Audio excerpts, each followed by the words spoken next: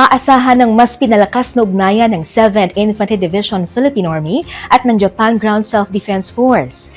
Kaugnay niyan, bumisita sa himpilan ng 7ID ang commander ng 12th Brigade ng Japanese Army na si Major General Yuki Yanagi. Mula Fort Magsaysay magbabalita si Ellie Bedumo.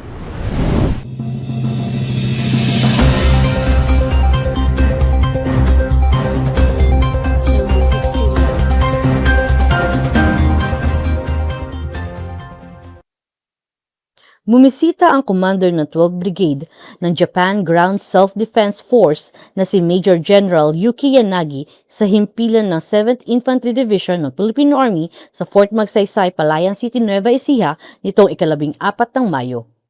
Sa kanyang pagdating, binigyan siya ng foyer honors at personal na tinanggap ni Brigadier General Mario D. Jacinto, Assistant Division Commander ng 7ID.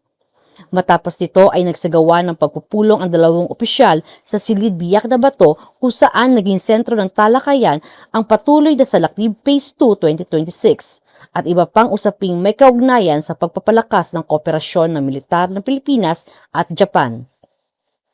Layunin ng pagbisita na higit pang mapalalim ang koordinasyon at samahan ng dalawang unit upang makatulong sa tagumpay ng joint military exercises.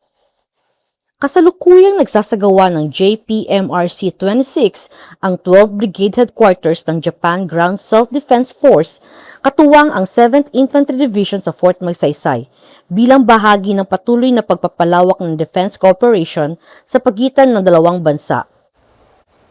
Patunay umano ito ng lumalakas na ugnayang pangdepensa ng Pilipinas at Japan, lalo na sa usapin ng interoperability, disaster response, at pagpapanatili ng seguridad at katatagan sa rehiyon ng Indo-Pacific. Mula rito sa 7th Infantry Kaugnay Division, ako si Ellie Didumo, ang inyong pamilyang kaugnay para sa matatag na hukbong katiyan ng Pilipinas.